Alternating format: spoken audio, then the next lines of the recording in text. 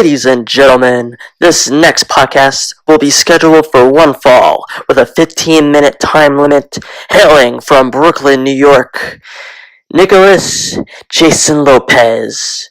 And on the other side of the ring, his website, ProWrestlingOpinion.com, your home for pro wrestling news, reviews, and so much more. Thank you. Hello, welcome to the newest installment of Intermission. I am your host, Nicholas Jason Lopez, and we're back again. Another Monday, another Raw, another knit-woven something on the road to WrestleMania. You get the gist of the idea. Been a pretty eventful Raw, from what I could say. Probably the biggest angle would be the Becky Lynch, Stephanie McMahon thing. Maybe that was done as a way to... Maybe this is where they get Charlotte into the match now, since, the quote-unquote suspension would have her as unable to compete, so, these two things happen, and that's gonna be their way in. I find it interesting though, because with Seth Rollins being injured too, it actually creates a rare scenario where both Royal Rumble winners are actually on the shelf right now. So we'll see where that all leads. Pretty interesting stuff with the main event and all.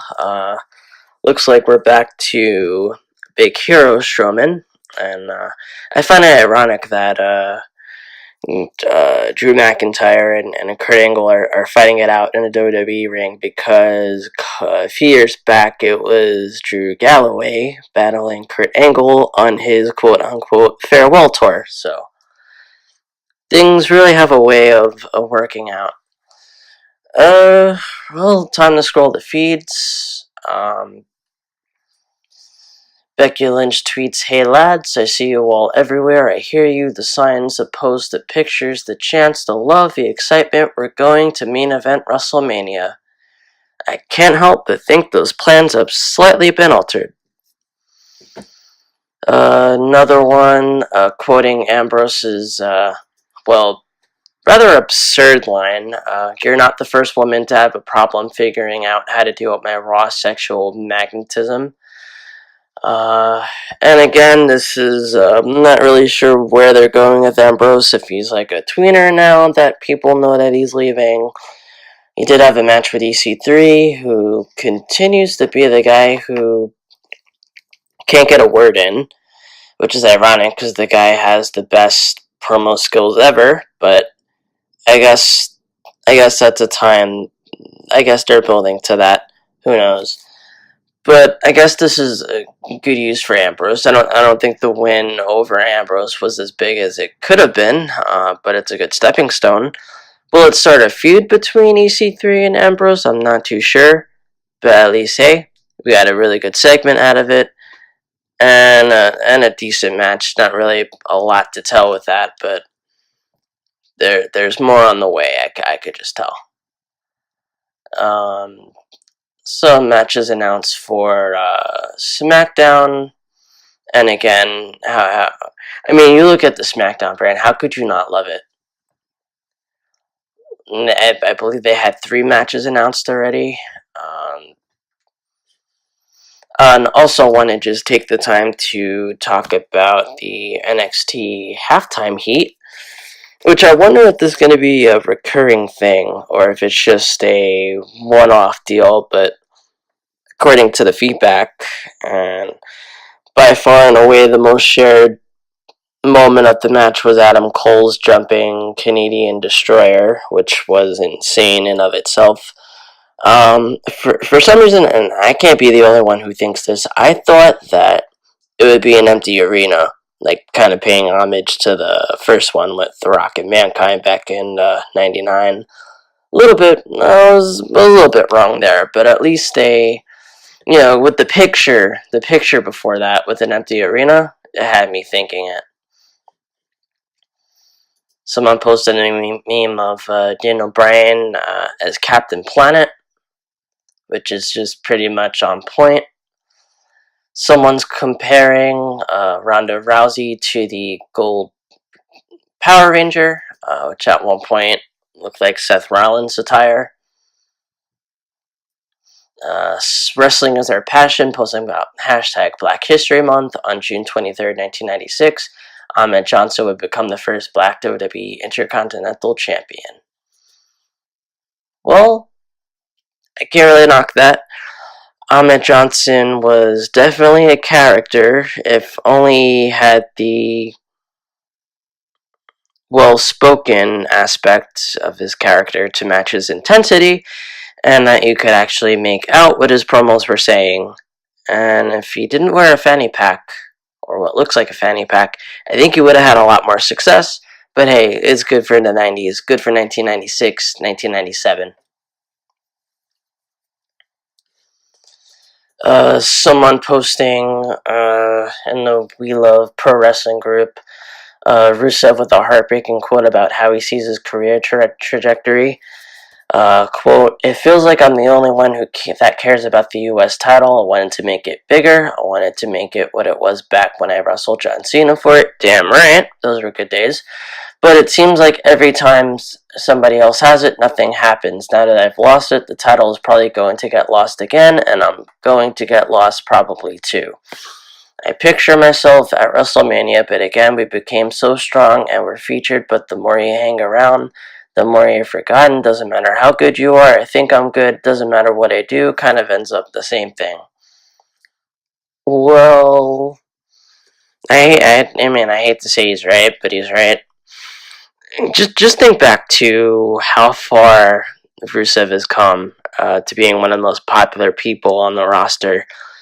And his initial rise, he had an undefeated streak for well over a year. He was battling John Cena at WrestleMania, and then ever since then, it's kind of been on a downcline until we celebrated Rusev Day, of course. But don't even get me started on the League of Nations, because that didn't help anything. But that's just what it is. And yep, a lot of people posting about Ambrose's quote.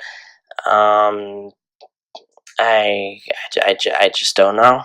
I just don't know. And there's been a picture of a dog going around with the chain link headgear, and obviously they throw in Scott Steiner's infamous quote from I think it was Sacrifice 2008. See, normally, if you go one-on-one with another dog, you got a 50-50 chance of winning, but I'm a genetic freak, and I'm not normal, so you got a 25% chance at best. That the infamous 33 and a third promo. If you have not seen it, look it up. I command you. See, talking like Scott Steiner's got my voice all messed up. Damn it, Big Papa. Big Papa Pump, that is. I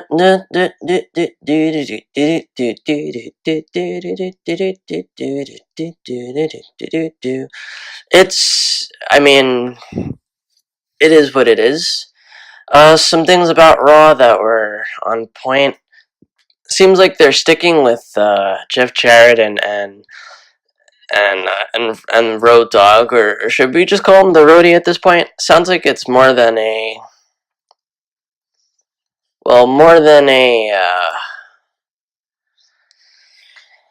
one-off thing. Sounds like it's a recurring thing now. Not we're getting 3 straight weeks of it. I'm a little bit worried that they really want to just run them into the tag team division.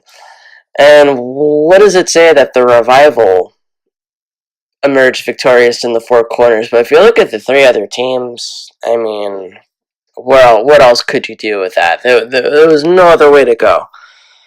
I'm sure the Revival feels pretty good about it, but I don't really see them being tag champs at this point. I hope I'm wrong based on their awesome work in NXT, but maybe they just need to be in the ring with DIY. I just don't know. someone posting Vince McMahon Googling what the hell is Corey Graves doing. Obviously, misplacing him for Adam Levine at the, oh dear God, the Super Bowl. Oh, such a boring game. I want those 4 hours back. I thought it was going to be a lot better than what it was, but I really took a step backwards with Adam Levine just putting his nipples out there when 15 years ago that that was frowned upon. I guess there are gender differences here and there, but the principle is still kind of the same. No nipples worldwide. Just keep them out. Another meme about AEW referencing the Star Wars. I will finish what you started, and AEW is talking to WCW. That's a pretty interesting. That's a pretty interesting meme. I'll give it to them. I don't know. It might be too. I can't really compare a company in 2019 to WCW back in the 90s. Maybe in terms of business approach and all of that jazz, but like I've mentioned before, AEW is still it's still in its infancy stages. I mean, yeah, they have some signed wrestlers, and they appear to have everything in set. I mean, when you're friends with a millionaire or a billionaire, you're bound to have things go your way. They're certainly primed to do good things, but I just don't know if we're gonna get there. Uh, Another meme. What America got? A shirtless Adam Levine. What America wanted? 3MB. I mean, can't blame them. The ironic thing is that they could just pair them back together because Jinder Mahal, Heath Slater, and Drew McIntyre are all in the same company again. I mean, they could save that for a WrestleMania moment, but I think that would undo a lot of the work that McIntyre has done to kind of be in the main event scene again. And again, I can't help but to refer to his work in TNA, and for that happening, a lot of his work elsewhere is what led him back here. Some more shots at the Super Bowl of a football player reaching the end zone saying, "This one's for you, Jesus." And on the bottom, Jesus is actually watching NXT, Velveteen Dream. So that shows you where the priorities lie. I can't really blame you. I'm right along with you, Jesus. I'd be watching NXT if I had the opportunity to over the Super Bowl. I really regret that I didn't do that. I kind of wish I did, but you know, you think the Super Bowl is going to be good. I mean, it's the Patriots for the 8,000th time, but yeah, I can't help but think the Saints would have been a more formidable opponent. But alright. Some more pro wrestling Twitter fun. Fan tweets, ran into a wrestler at the bowling alley last night. Some of us are convinced that it's Stone Cold. At Stone Cold, is this you? And it's very obviously not Stone Cold. And he replies back, "No, I don't believe that is me." Wow, what a dumbass. I mean, it looks more like Goldberg than Stone Cold. Oh, God. I don't even know where you go with that. For real. Oh, people on Twitter could be so dumb. So dumb.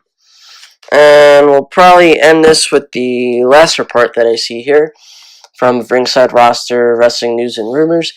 Booker T spoke about Dean Ambrose's current situation regarding him leaving WWE. Five-time WCW champ had this to say, "I tell you that this could be the best job in the world being a WWE superstar, but it could be the hardest job in the world at the same time. So I say, Dean Ambrose, if it's for you to take a step back, you know, and let me tell you something, he's doing it at the best time too. Let me make it clear that Dean Ambrose would be stepping away at the best time that he possibly could after Mania, because that's a big check. Let's get that insurance money, you know what I mean? Let's get that insurance money and go home for a little while. Rejuvenate the batteries, come back, you know, better, stronger, faster." Alright, Kanye West. See ya.